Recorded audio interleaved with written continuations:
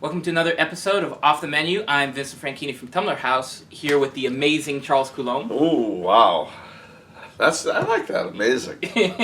Amazed, though, is a little more accurate. I am amazed. All right.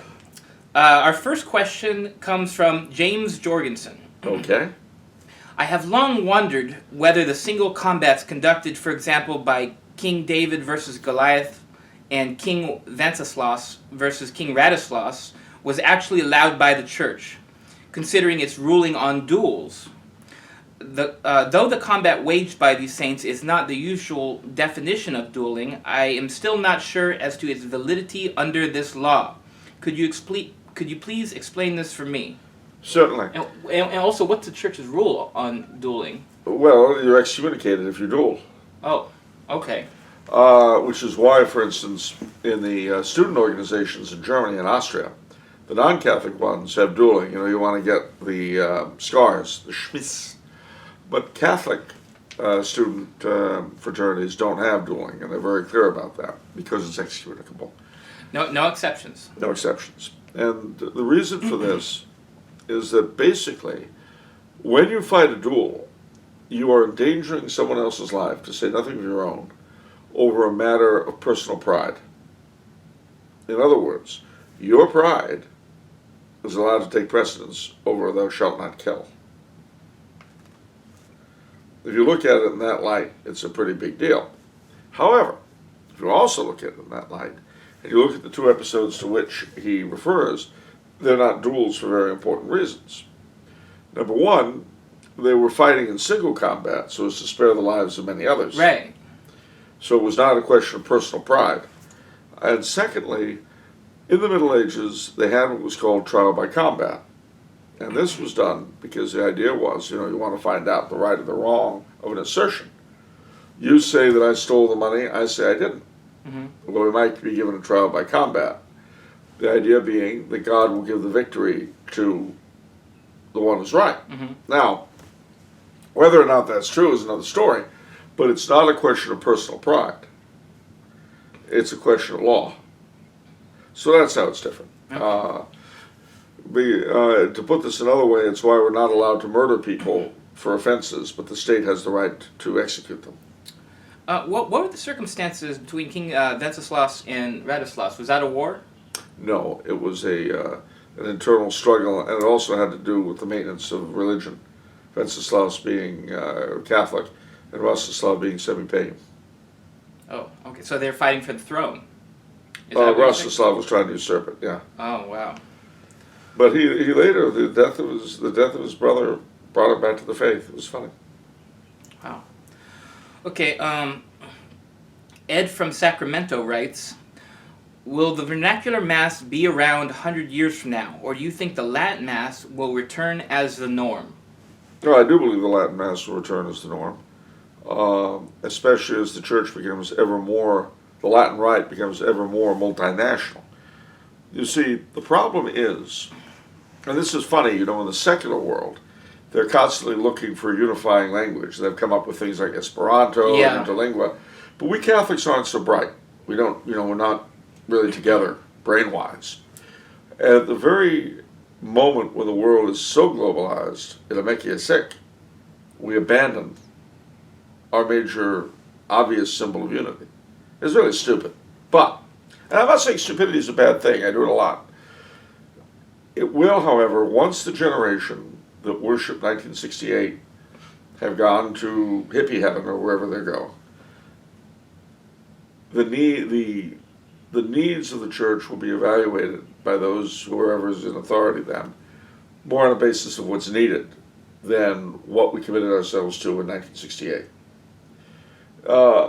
One exception would possibly be the Anglican Ordinariates, but not really, because even there, they use a very sacral Elizabethan English. And every day as spoken English becomes stupider and stupider.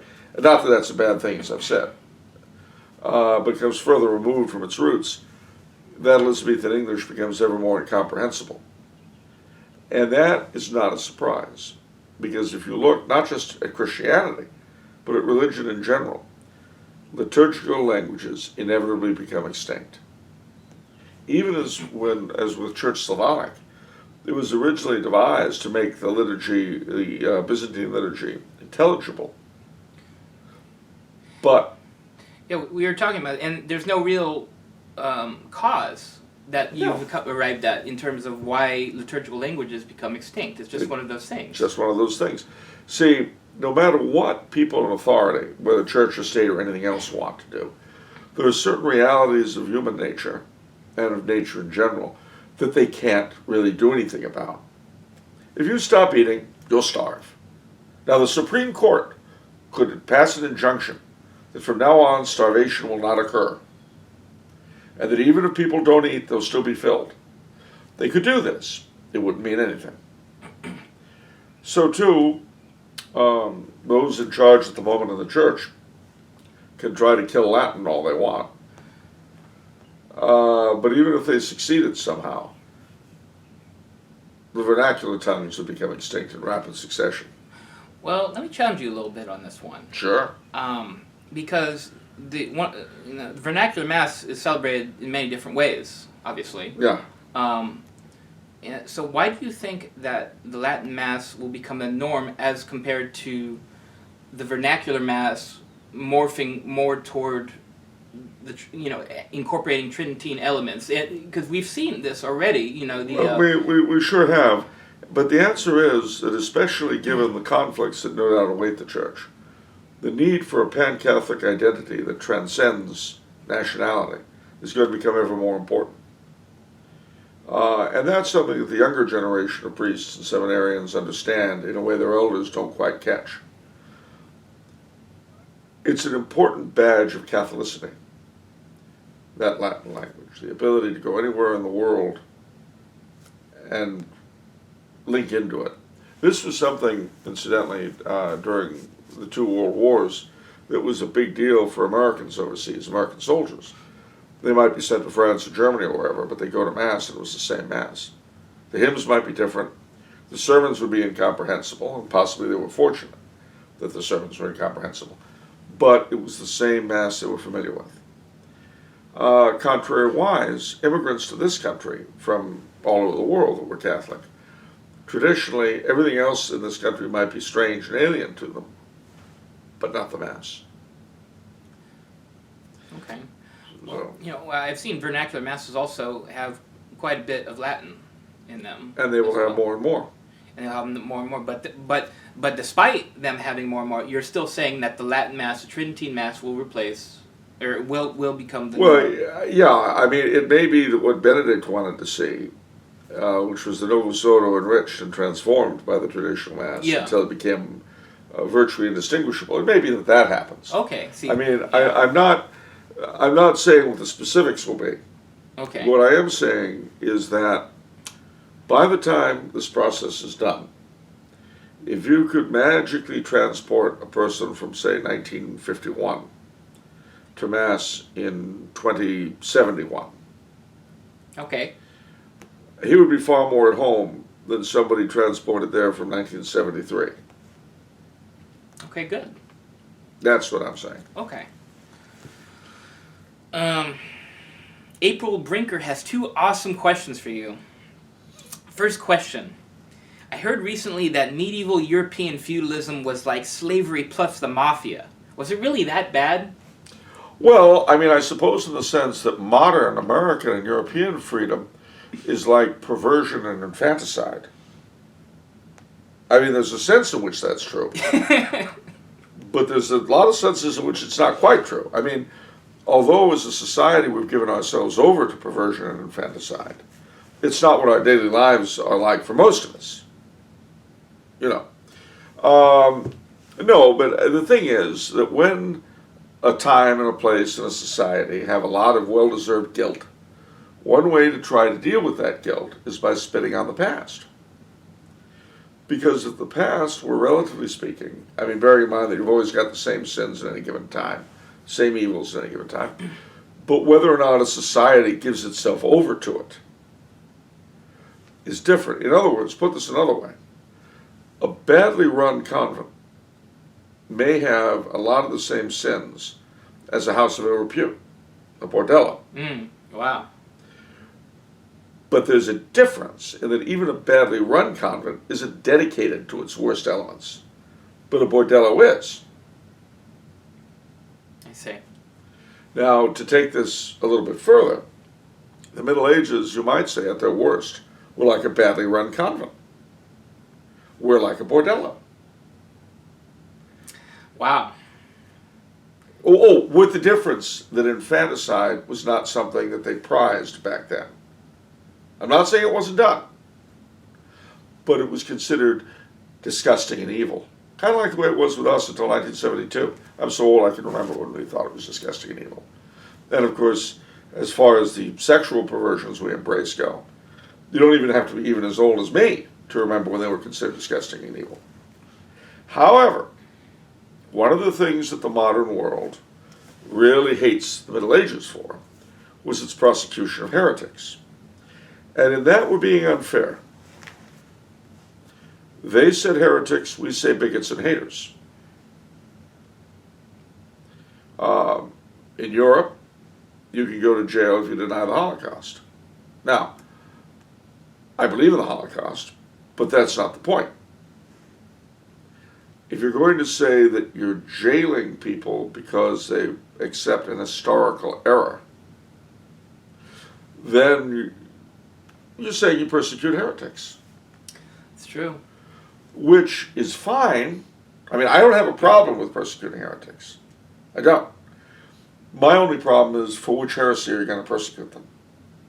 The modern says, oh, persecuting heretics, and then does it, but gives it another name so he can feel good about himself. And the thing of the modern is that before all else, this has got to feel good about himself, no matter how bloody-handed and disgusting he is. I'm not saying it's bad being bloody-handed and disgusting. I don't judge. I'm enough of a modern to say that's okay. If you're bloody-handed and disgusting, and you feel good about it, you won't get an argument from me. My little problem is when you start complaining about other people being bloody-handed and disgusting. That's, or to put it as a third way, a lot of our esotericist friends, New Agers and so on, will go on about creating your own reality. Have at it. It's when you create my reality that I have problems with you. That's a good point. Okay, second question from April. I heard the claim recently that our democratic freedoms would not have been possible without Luther and the Reformation. Is that true? First, you have to define, well, she's right, but you have to define what those democratic freedoms are. Okay, let's do that. What are they? I mean, let's see, we can vote. Well, Luther was against voting, so that doesn't really count. When was the last time I myself voted for a presidential candidate I liked who won? That would have been Ronald Reagan. But you had the freedom to vote, you had the choice to vote. What does that mean? Rather than obey some monarch. But what does that mean? That means you have a say. No, I don't. I have no say at all. Nobody I agree with will ever be elected president. I thought you voted for Reagan. I did. But even he didn't do what he said he would. No. Wow, okay. So, I like him. I mean, he did some of what he said he would. But let's face it. Reagan was going to turn the clock back to 1940, or 20 or 30 or somewhere. And we're here in 2017. So, well, you seem to be making the argument that if, in order to exercise freedom, you have to vote for a president, for a candidate who becomes president. I'm saying that in order to exercise freedom as they imagine it to be, my vote has to mean that I have some influence on affairs. And at the national level, that's not true. I don't, I never have, and I never will. It's okay, I don't mind that, because it's, you know, I'm not the master of the house. My vote counts for a little more at the state level, considerably more at the county level. And here in my fabulous town, when I go to vote in a municipal election, one of the 23 or 4 out of the thousands who live here, then my vote means something. What I like to call the tyranny of the involved. But no, I mean, it's nonsense. The fact of the matter is, the leadership of the country are going to make their decisions without any reference to me or anything I think or believe or hope in. It's always been that case, and it always will be.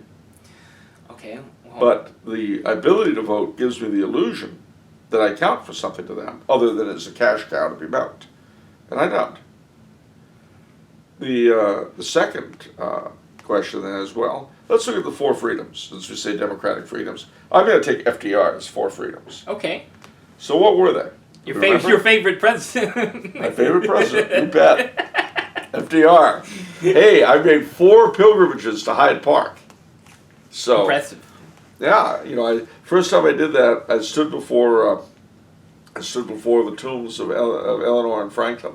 I called my brother and I said, I'm standing in front of Eleanor and Franklin's tombs. What should I do? And my brother says, I've got my cell phone. My brother says, well, you could disembowel yourself. That'd be a statement.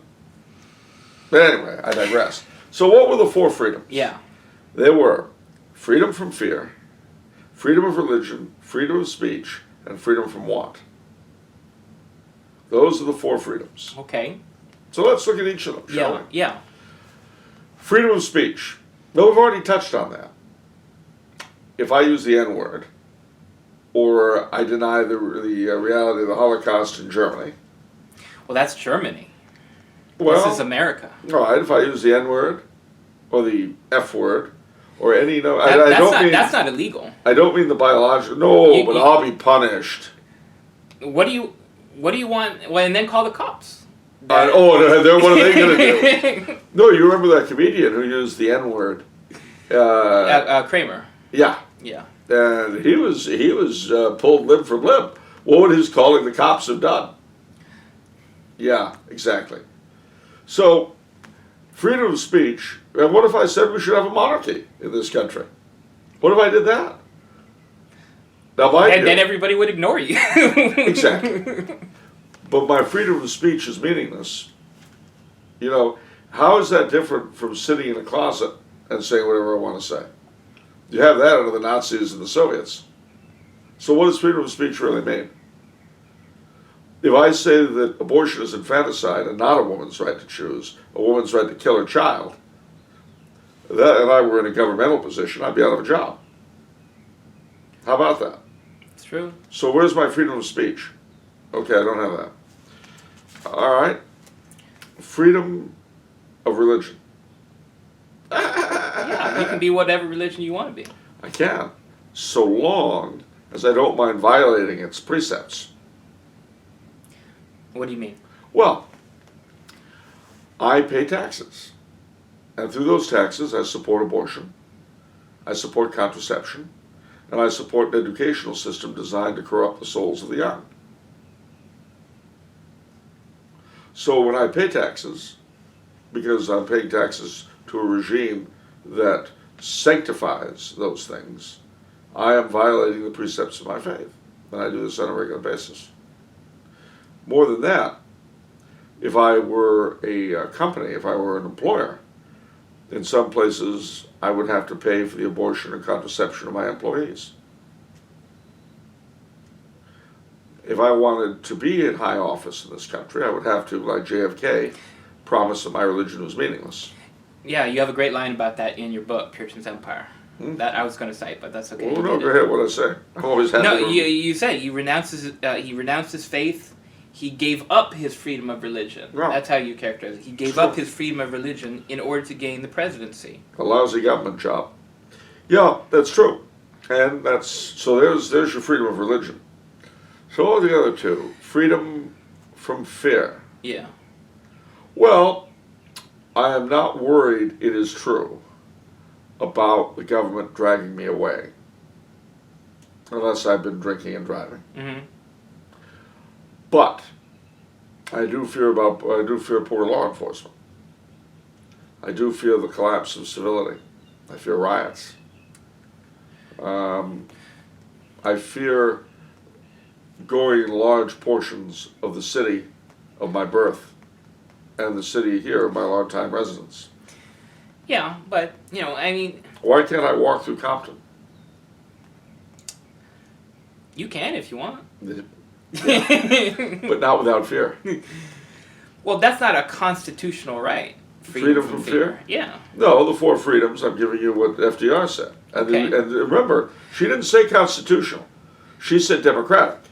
And I tell you, there are very few people who would not consider FDR one of the greatest enunciators of democratic principles this country has ever produced. Yeah, but nobody would be able to cite freedom of fear and that. That's too much like old history for most people. I can't help it if they don't know nothing. It's not my fault.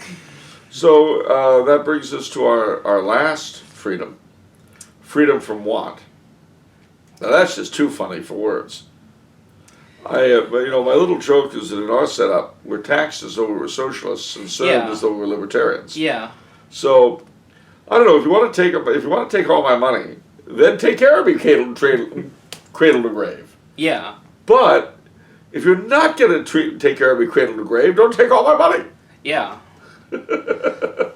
Okay. I mean, mutatis mutandis, it's a little bit like with Obamacare. All right. Which now is being repealed and replaced with Trump care. We don't know what it's going to do, but stop thinking about the principle. If I can't afford to pay for health insurance, I'm going to be fined. Wait a minute. If I can't afford the health insurance, how am I supposed to afford the fine? Right. I don't get that. And you know, one of Trump's greatest victories, if he manages to do it, will be eliminating the income tax for people below a certain level. Mm-hmm. This is going to be a brilliant thing if he manages it. And the reason why I say that is that, number one, it probably costs the government more money to try to get that money out of those people than the money they're actually going to get. That's true. I heard a ridiculous number several years ago, like 50% of people in America aren't taxed because they're just too low. So, yeah. But those who don't pay their taxes and don't report their income are criminals and live in constant fear that they can be nabbed. And once in a while, our owners do make examples of some of these guys. Now, imagine, if you will, that the Trumpster gets what he wants, and everybody who's making less than 25 grand a year doesn't have to pay taxes. Well, they weren't paying taxes anyway. Yeah. But they're no longer criminals. They don't have to fear the IRS. They don't have to think about the IRS. The IRS themselves will not be spending the money on trying to go after these things. Yeah, and that's a lot. It's a lot. And you get nothing for it. Yeah. And thirdly, in having done that, there's a good chance that Trump will create a block of pro-Trump voters. Now, isn't that a smart move? Mm-hmm. So, it's a smart move if you're Trump. If you don't like Trump, it's a terrible idea. But if you're Trump or any of his allies, then, the idea, I was like with FDR, you do what you do to create a block of voters that will never go away. Right. That's what politicians do. Right. So, anyway. So we've got the all the freedoms now. Those are the freedoms. Now, would we have had them without Luther, etc.? And the Reformation, yeah. I'd make the argument we wouldn't need them. How? Okay. Because don't forget, all of the oppressive governments that existed, against which, shall we say, these so-called democratic freedoms of ours were created, were Protestant governments.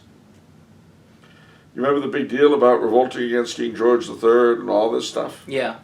That was a Protestant. The rebels themselves were Protestants. You may say that all this comes from the idea of private judgment.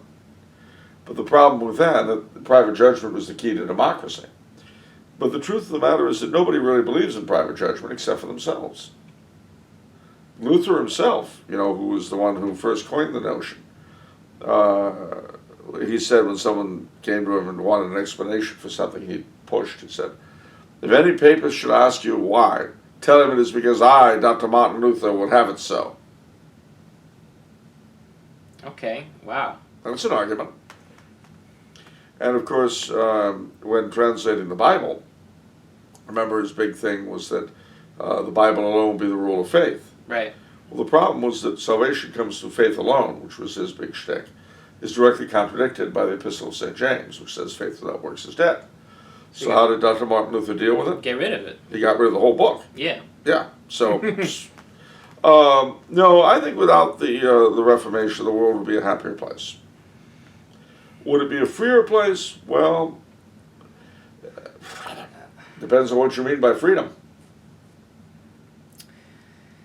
Okay.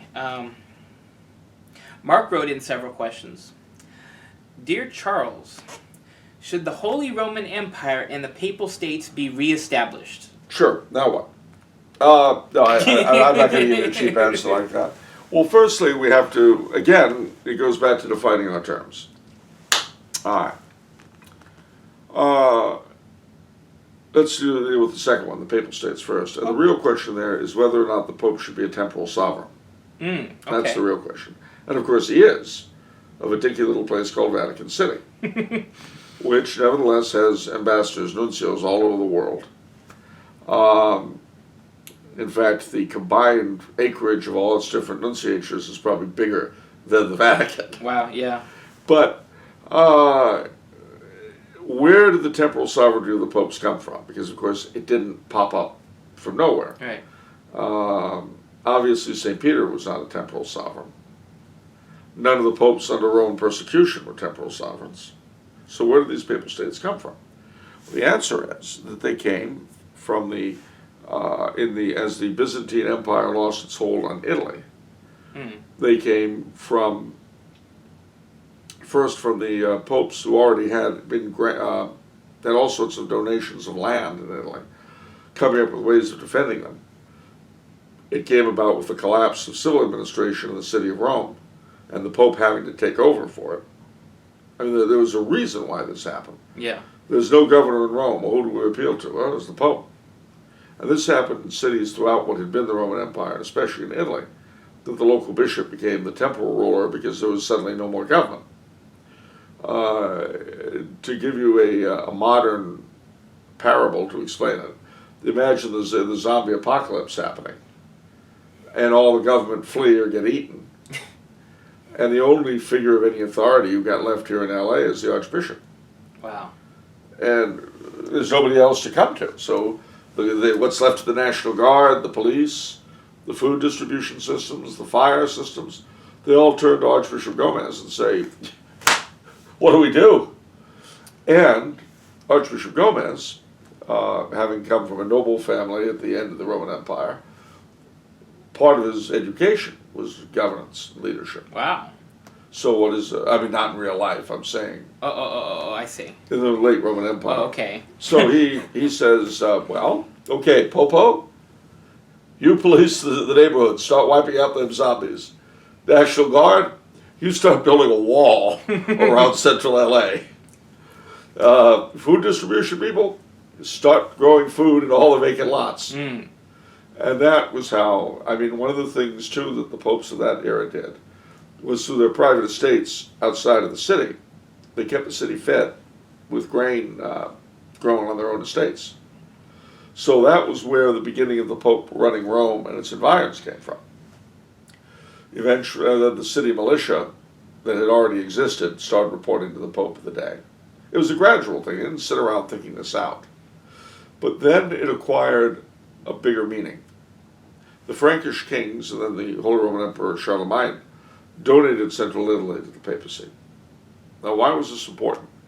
Well, it was important because by the time the faith became an independent power, with Catholics in every nation of Europe, the danger arose that the Pope would become a sort of chaplain to whatever major ruler lived. And temporal independence was one of the ways of trying to guarantee that he didn't simply become the court chaplain of the Byzantine Emperor, the court chaplain of the Holy Roman Emperor, the court chaplain of the King of France, or whoever happened to dominate Rome at that moment.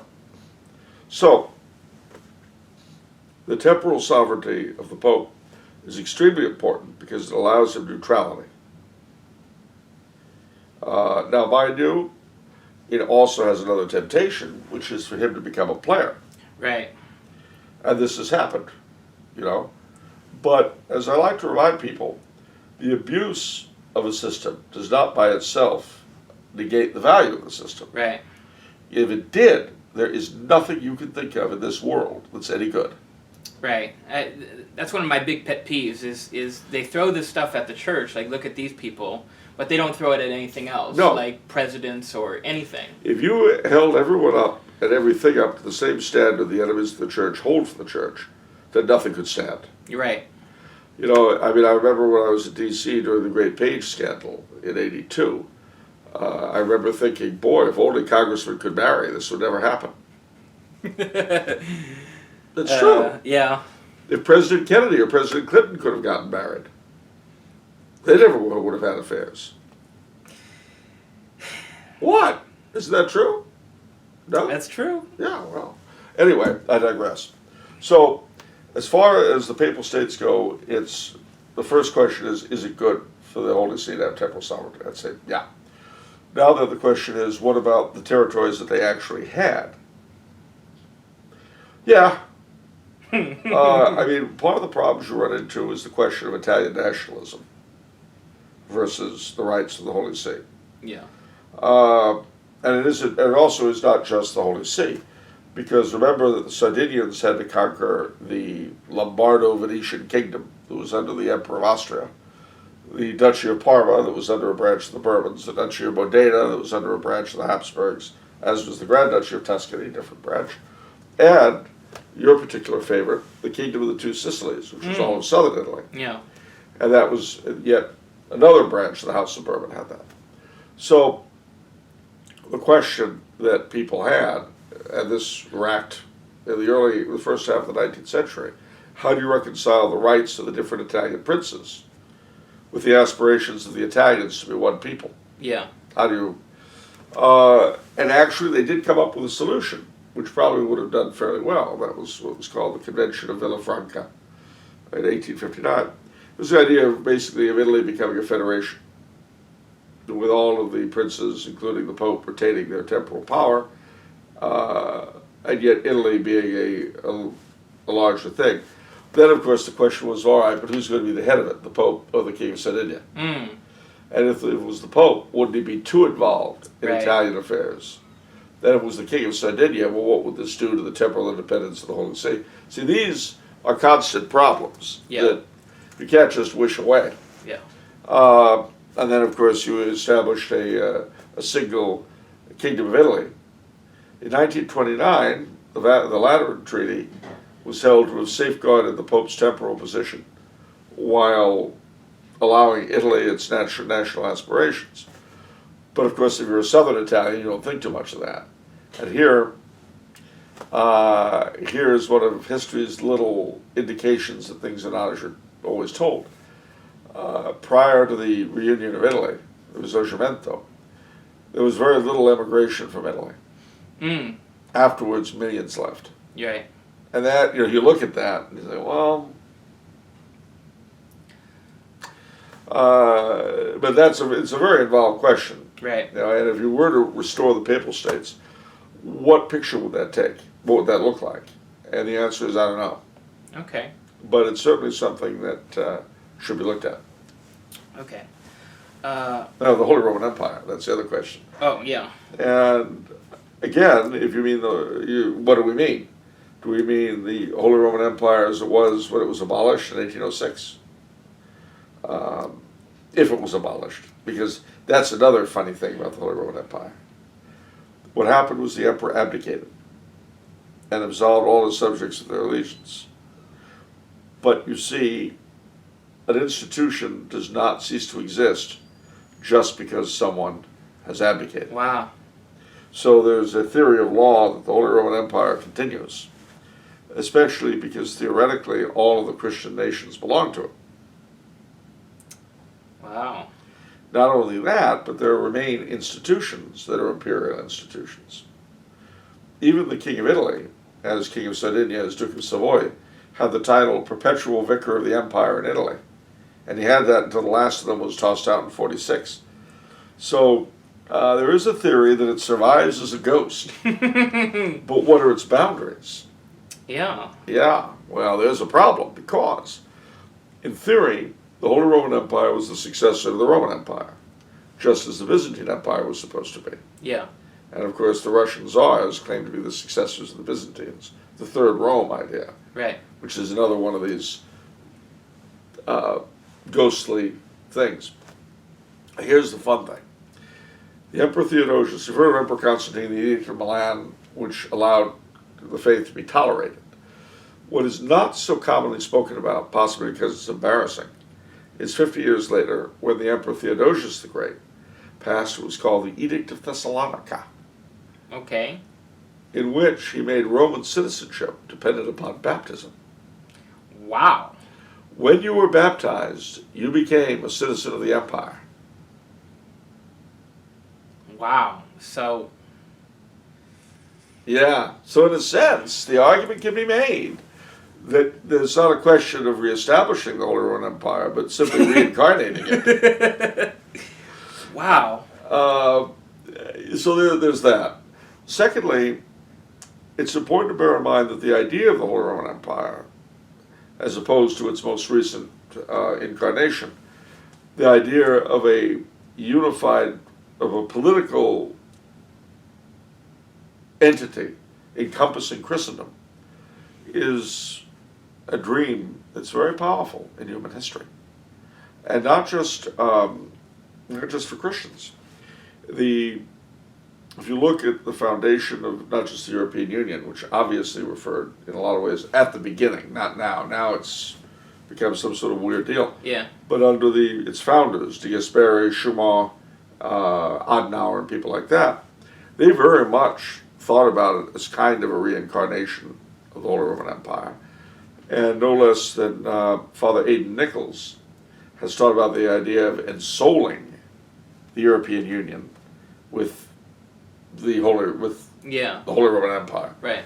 But beyond that, when you look at the foundation, not just of these United States, but also of the United Nations, there's a lot of conscious or unconscious referring back to the ideas behind the Holy Roman Empire.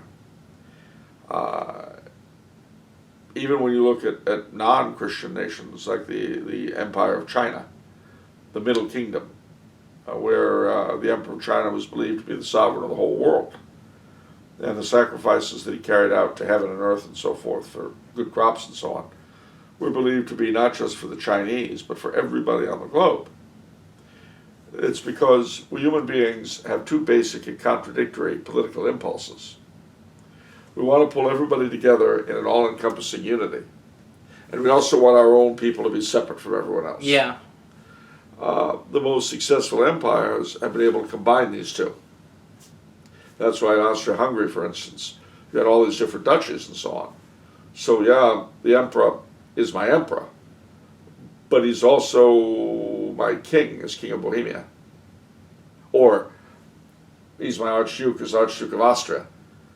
Or he's my grand prince as Grand Prince of Transylvania, or whatever. Just as, and this is a mirror, because the idea of the Holy Empire is a mirror of that of the Holy Church. If I live as a Catholic anywhere, then the Pope is the head of my church. Yeah.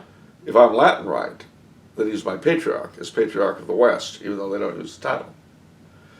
But if I happen to live in Italy, he's also my primate, that is the leading bishop of the nation, as primate of Italy. Yeah. But if I live in one of the dioceses around Rome, he's also my metropolitan, as metropolitan of the Roman province. And then if I'm fortunate enough to live in the city of Rome, he's my bishop, my metropolitan, my primate, my patriarch, and my pope all at once. Whereas if I were a Ruthenian Catholic, say like some of your cousins, Yeah. my only connection to him would be as pope. Because I'm under the Bishop of Parma, Ohio. I'm the Ruthenian bishop. Yeah. I'm under, well, actually Ukrainian would be a better example. I'm under the Ukrainian Major Archbishop / Patriarch. And my connection with the Holy See is only through the Pope, not through the Latin Rite. Interesting. Not through the Latin Rite primate of the country, not through the Latin Rite metropolitan, and surely not through the Latin Rite bishop. So this concept of many different levels of authority and many different kinds of allegiance to the same individual is very present in the church, and it was very present in the idea of the Holy Empire. So, to answer the question, would it be good to restore it? Well, it depends on what.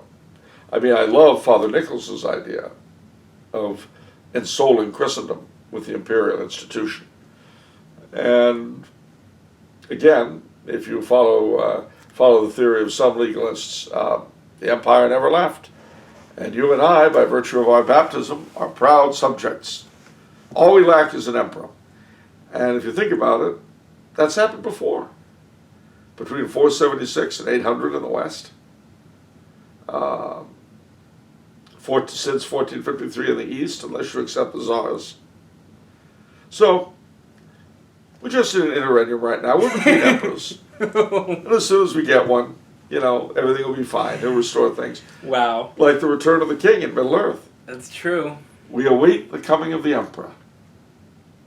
That's a beautiful thought. Yeah, well, who knows? Maybe it's even true. Okay, Mark's second question. Should the Pope or a future Pope, inasmuch as the present one would probably not do this, call a formal crusade against the Mohammedan Caliphate, also known as ISIS? Sure. Although why this present Pope would call so many crusades against so many things, traditionalists, Pelagians, triumphalists, rigid people of all kinds, and nobody's more rigid than ISIS. That's true. So let's not count him out. I could well imagine the Holy Father attacking ISIS as rigid. I could imagine that. But even if he never does, for some reason, I'm sure that a future Pope, especially if ISIS continues to consolidate itself geographically, it's very difficult to call a crusade, But to call it when the enemy is so, what's the word? Nebulous. Yeah. But the problem, too, is that Christendom is so nebulous, even more so. Because to call a crusade, what are you really doing? Well, you're calling the Catholic princes together to fight the enemy of the faith. Which Catholic princes is he going to call? So, it really is not just on the Pope's head. Yeah. It's also on ours. Really, as things stand at the moment, all the Pope can do is hurl insults. Which this Pope, as I say, is very good at. So, yeah. It's not beyond the realm of possibility that he'll insult ISIS one day. But the whole idea of a crusade presupposes a Christendom of which the head is the religious head is the Pope, the temporal head, the emperor. And so the Pope could call a crusade and they go to it. But that's not what we have. We have a bunch of formerly Christian states that are more interested in infanticide and perversion than anything else, or at least the leadership are. And that's why when the ISIS people rape and attack crucifixes and do things like that in Europe, it's not a problem for the leadership. Noticing it is a problem for that leadership. Getting upset about it, that's the problem. The thing itself is okay, at least as far as people like Chancellor Merkel are concerned.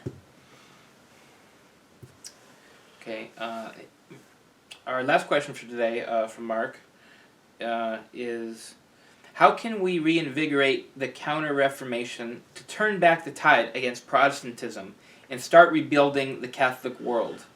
Might that involve a new ecumenical council of the Church, like a modern-day Council of Trent? Well, it might, but whether or not it does is not up to us. If you want a new Counter Reformation, if you want to reinvigorate the Church against her enemies, you have to start with you. If every one of us were the kind of Catholic we think everyone else should be, if every household over which we have any control were run as a Catholic household, if we use whatever money and whatever position we have for the faith, if we tried to associate with others in our local place to advance the faith, that's the key. Because we have no control over... Now, We have no control of the hierarchy. But if you see a good young priest, a good young seminarian, help him. Back him up. Because there's a good possibility that one day he might be a bishop in such a council. But we don't, you see. We look at the existing situation, and we often use it just as an excuse to complain. And I complain as much as anybody. Yeah. But we need to do more than that. We need to do the things we actually can do in reality. So, for instance, how many of us who live in dioceses with seminaries make any attempt to get to know the seminary and the seminarians? Very little. How many of us support the work of Catholic Ventures in our own neighborhoods? And not just pro-life, but certainly pro-life. Not too many. So, you know, it's important that we not allow our worry about the big picture to get in the way of what we're doing where we are at this moment. It's very, very important. I mean, if the Pope calls me a bad name and I get all upset about him, okay, I'm upset. So what? What does it matter? What does it matter if I'm upset? Not this much. What matters is how hard I pray, how hard I try to practice virtue, how hard I try to do the spiritual and corporal works of mercy, how I try to educate the people around me, to help them. That I can do. And no one, on the one hand, no one can take it away from me, and on the other, it's something I can do. So, I have to interject because I have to insert my favorite papal quote from Pope Benedict because it's so inspiring. He says, "The world offers you comfort, but you are not made for comfort. You were made for greatness." yeah. And I think everybody has to, in their own minds, redefine what greatness is. It's not, you know, by the big players in the game. No. You know?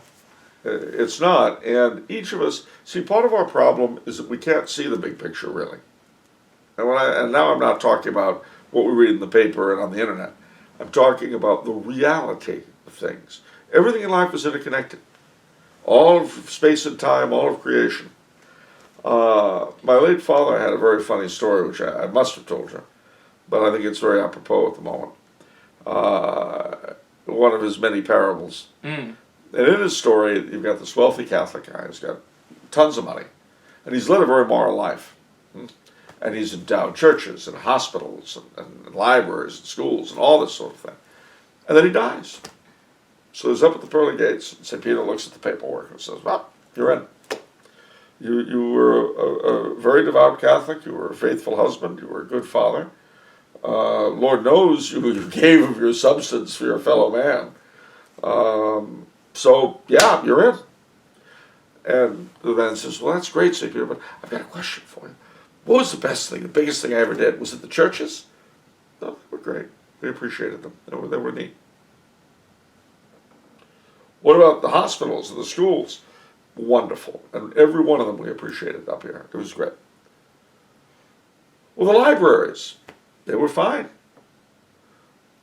All right, St. Peter, I'm missing something. Help me out here. What was my greatest single accomplishment on earth? If you really want to know, well, yeah, I wouldn't ask you what was my single greatest accomplishment if it wasn't all that other stuff. All right, I'll tell you. Do you remember when you were 14 years old and you were standing on the corner of Hollywood and Wilcox, and the station wagon pulled up, the guy rolled down the window, was driving it, and says, hey, kid, do you know how to get to Sunset and Vine? And you told him. And he got there just in time when he was supposed to. And he met her. And everything worked out the way it was supposed to. Just because you were there and said what you were supposed to at the right time. The rest of the stuff, yes, it was all wonderful. We appreciated it. But that was your shining hour, your moment of triumph. Well, I don't know if that's literally true, but it gives you a way to think about it. Right. The ripple effect, I guess you could say. Yeah, and we don't know. We don't know the effects. I mean, you and I have an advantage over a lot of people because we're making these podcasts. And, of course, unfortunately, the responsibility also comes. Mm-hmm. You know, if I make some stupid flippant comment Right. and somebody goes out and shoots himself because of it, Yeah. well, that's on me too. Yeah. Although, if you're thinking of it, don't. Don't drown the kittens. Don't drink mercury. Don't do anything like that. Don't put Jell-O in your hair. Is that any more random? I don't think I can get. Yeah. But anyway, but we do have the advantage that we can express ourselves to like-minded people all across this great information superhighway of ours. Yeah. Most of us don't have that. But what we do have are the very resources that this wonderful medium brings. Do you realize that almost everything that is in the public domain is available to be read now? Yeah. Yeah. Yeah. It's incredible. It is incredible. I mean, listen, I spent most of my life scouring libraries. Yeah. And you know, when I found something I really wanted, I was like, whoa! No! Devotion to the 12 Choirs of Angels by, I think, Venerable Michel Bourdon, Boudron. How I hunted for that book. And I finally found it, and when I did find it, it was a Xerox copy sent to me. Wow. You don't have to wait for that, ladies and gentlemen. You don't. And you know another amazing thing? You can find out stuff, that seemingly small stuff, that you couldn't have done otherwise. I'll give you an example. You've heard of Dorothy Day, the Catholic worker, yeah? Yeah. All right. Well, her ideological guide was a gentleman called Peter Morin. Now, Peter Morin was very much a disciple of Chesterton and Belloc and all those kinds of guys. Really great fellow. But here's the factoid I learned, that I could only learn through the internet. Some of you may be aware, especially the older folks among you, of a series of little booklets put out by the Confraternity of the Precious Blood. Yeah. One of these was the Little Novena Manual. It's a little small thing, red. Mm-hmm. It's the only one of their books that's red. And I was researching for my Grail book, I was researching the Precious Blood and Dorothy Day and all that. What comes up? But an article by her in the Catholic Worker, and all her articles are online now. Wow. Yeah, see, this is what I'm saying. That's unbelievable. Every time you turn around, there's something new. And she mentions that Peter's prayer book was a little red manual from the Monastery of the Precious Blood over in Brooklyn. So he gave her... That little, his prayer book was the Novena Manual. I've known that thing my entire life. Wow. And I mean, this seems a small thing, especially if you don't know any of the people involved or any of the things involved. You know, I understand. But for me, this was huge. Yeah. I mean, this is a prayer book I've grown up with. I just got a new copy of it. Sent me from 10 books and publishers who have now taken over the publication of the Confraternity of the Precious Blood's books. Oh, was that a plug? Anyway. But it's always one of my favorite prayer books. Yeah. Both the prayers, the artwork, and all. But to find out that was Peter Morin's prayer book, it's weird. Yeah. But that's the sort of thing. The little factoid that illustrates a whole bunch of stuff is what the internet is good for. Ladies and gentlemen, if you have access to the internet, you have no reason, no excuse to remain ignorant anymore. Absolutely. You have like-minded people that you can communicate with around the world. Again, don't let that communication take the place of living in real life. But there is strength in numbers. I mean, when I was in high school, a young Catholic monarchist, I was the only one I knew. Now, golly, I hear from tons of them. And I'm all for it, by the way, ladies and gentlemen, in case you think I'm complaining about hearing from them. I'm not. Although, because it's all the world, you'll get messages suddenly from people in Tanzania and India and all that wanting to talk about stuff. And I don't mind doing it. Let me make that clear, but it just, for somebody who was raised in the 60s, this brave new world in which we live takes a lot of getting used to, let me tell you. I mean, when I was a kid, having a pen pal overseas and getting a letter from a foreigner every 2 weeks was a big deal. Now, you know, dear Mr. Coulombe, this is Harry Singh in Bangalore, India. Yeah. Not a real person, by the way. Read your article online. Hope you are enjoying your day. Okay. It's the world we live in. Yeah. And the effect that this will have on us, we have yet, and I certainly have no prediction, we have yet to understand. In some ways, the world seems to be dividing not along national, but along access or no access to the internet. Interesting. I mean, I can remember 10 years ago, 15 years ago, not paying attention to arguments on the net because, of course, they weren't real. Yeah. Now they have acquired a much greater reality than they did. Goods and services are being exchanged. Money changes hands. I mean, the whole thing is...